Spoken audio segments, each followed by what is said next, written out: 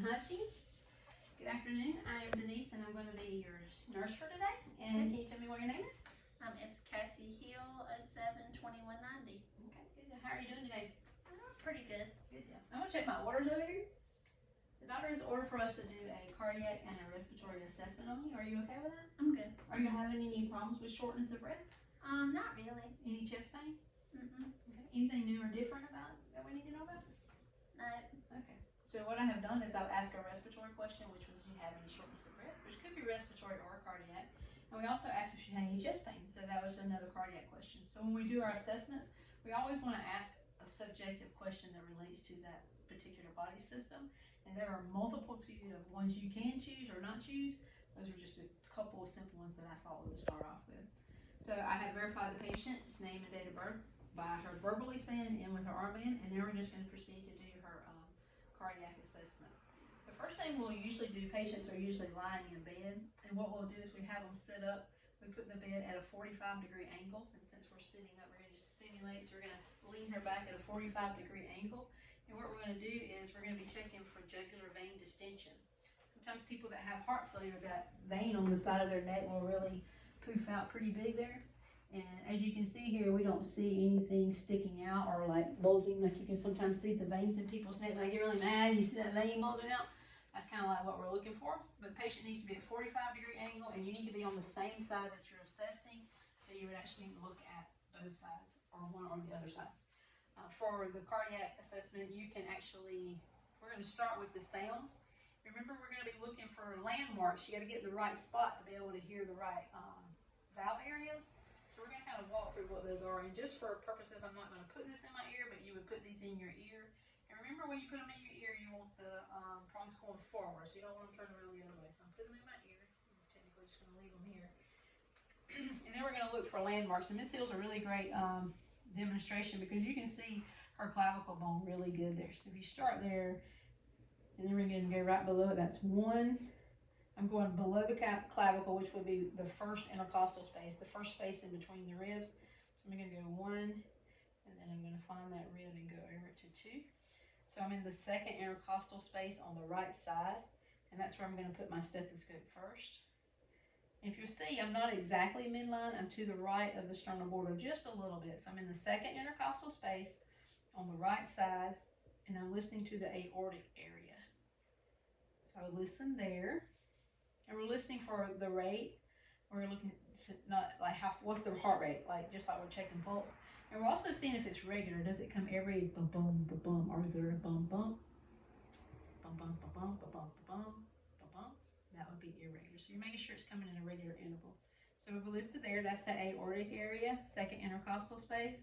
If I'm in the second intercostal space here, and I go straight across that sternal area there to the other side, I'm going straight across. I don't lift my stethoscope, I just slide it. So I'm in the second intercostal space now, but I'm on the left side. On the second intercostal space on the left side, we are in our pulmonic area. So we're going to listen there. Same thing, rate and rhythm. And then we're going to just kind of, you can feel as you slide your stethoscope down. You don't really pick it up, you just slide it over the rib. If we slide over the rib, that puts us in the third intercostal space. And that's considered the Erb's point area. And then we would slide down to the fourth intercostal space. I'm just going to come outside the shirt, but you will feel like a little bump again going over that fourth rib. And then I'll be in the fourth intercostal space. And that is your pulmonic area, tricuspid area.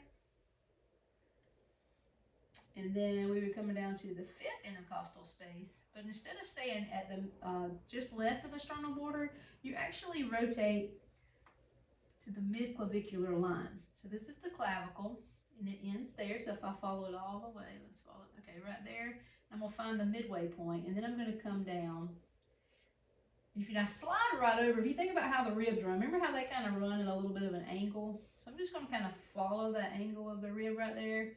And I'm going to go halfway between the sternal border there. So I'm in the fifth intercostal space. And this is called the mid-clavicular line. And this would be my mitral valve area. This is also called your point of maximum impulse, or the apex of your heart. And this is where we check our heart rate. So when we're in, you'll see nurses sometimes checking the heart rate before they give patient medications. This is where you want to do it. You want to do the 5th intercostal space, mid-clavicular line. And for women, it's usually up under the breast, and you just have to just either pick the breast up and get up under there, or ask the patient to kind of lift their breast for you. You got to be in the right area though to hear it at the point of maximum impulse, and that's where you count. Like if you give some medications, you got to know the heart rate. That's where it's going to be. Anytime a patient has an irregular heartbeat, you want to make sure you count it there.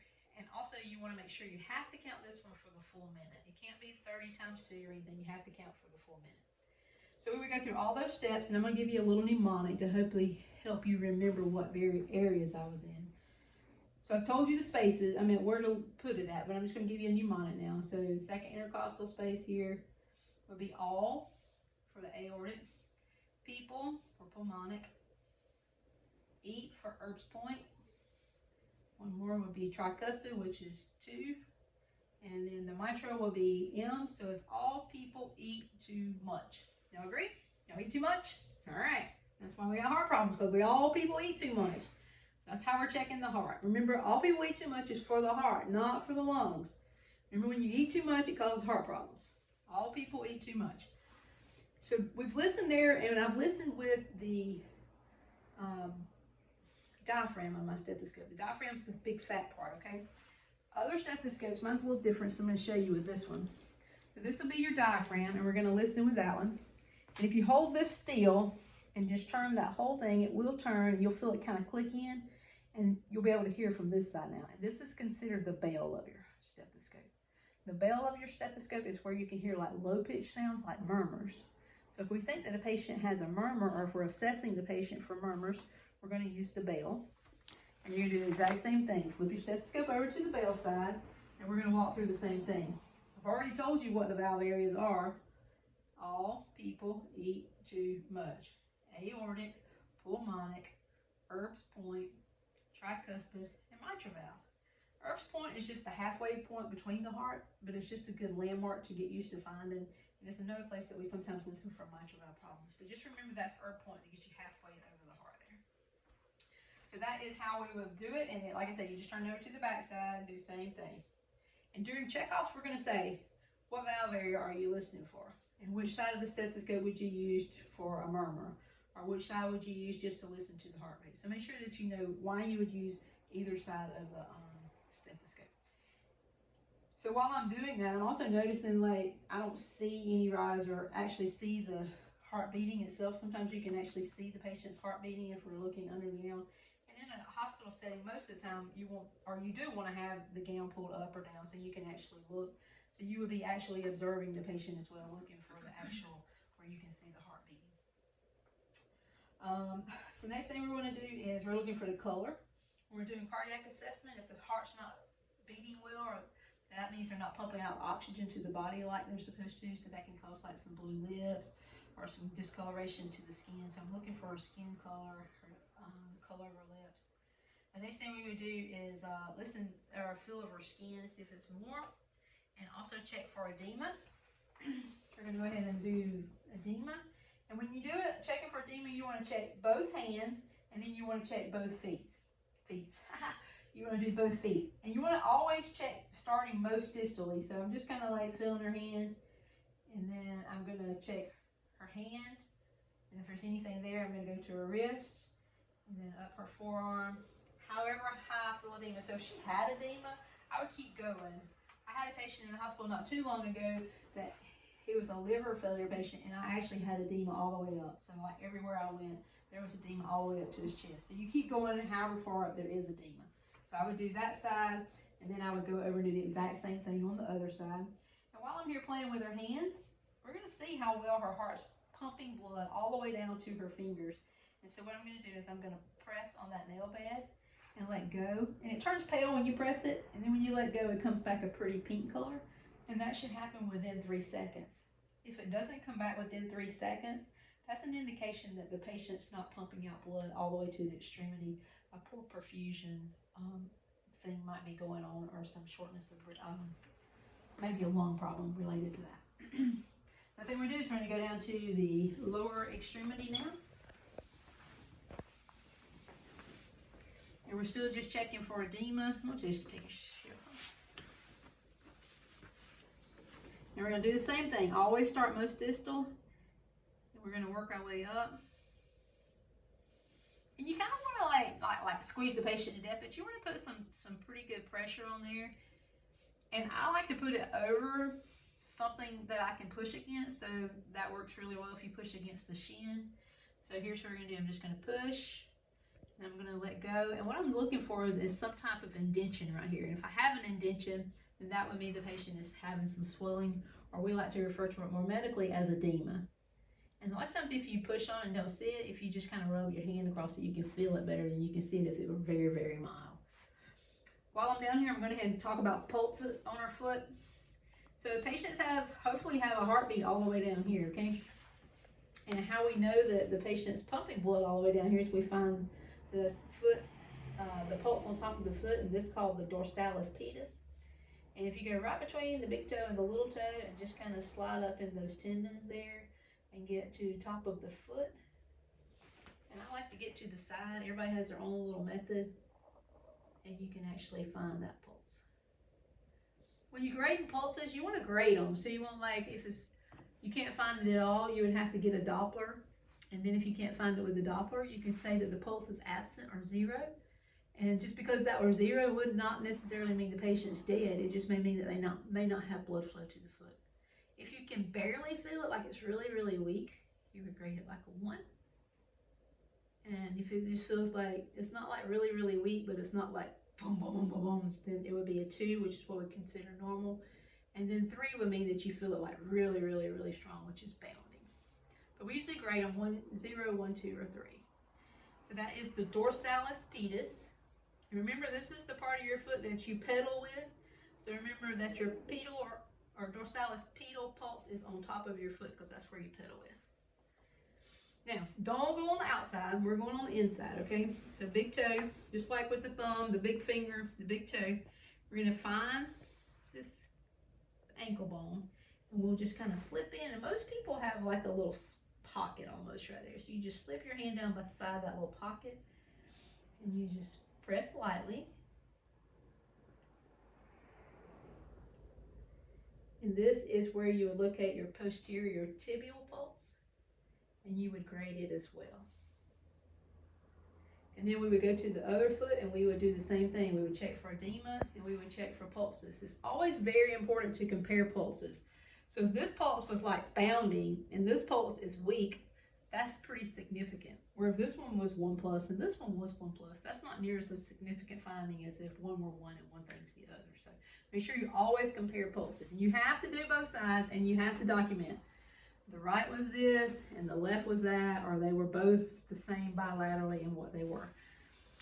All right, so that's going to be our pulses in our feet. Then we'll come back and up and do some pulses behind your leg while we're doing your leg. So the next pulse that you got to just be able to state where it's at. We may not actually ask you to find it, but we want you to know where it is. And this is your popliteal, and it is right behind the knee. Just bend your leg for me. And it's a little bit more difficult to find.